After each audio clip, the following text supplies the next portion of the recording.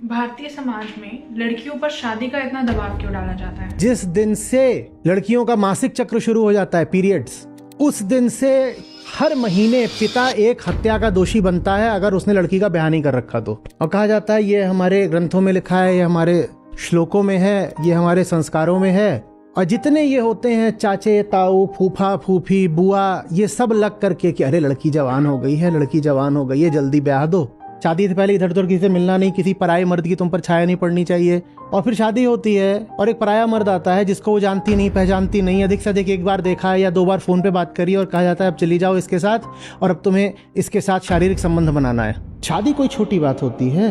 आप एक लड़की हो, आपको अपना घर छोड़ के जाना है किसी और के घर में, ये कोई छोटी बात होती है? दूसरे के घर की गंध दूसरी है, खाना पीना दूसरा है, लोग दूसरे हैं, चेहरे दूसरे हैं, व्यवहार दूसरे हैं, रिश्ते दूसरे हैं, सब अलग है। और सिर्फ घर नहीं बदलेगा, आपकी जिंदगी में और भी कुछ बदल जाना है। शारीरिक संबंध अब शुरू हो जाएगा। और लड़कियों के लिए शारीरिक संबंध का दूसरा और थोड़ा ज्यादा व्यक्तिगत, ज्यादा गहरा अर्थ होता है, क्योंकि उनके लिए शारीरिक संबंध से आगे गर्भ आ जाना है, जो कि लड़कों को नहीं होना है। वो बड़ी फिर अंदरूनी और निजी बात हो जाती है। बड़ा महत्व है हमारे यहाँ पर सुहागरात का। और किसको तुम धक्का दे रहे हो सुहागरात के लिए? एक बार अपने आप से पूछो तो सही।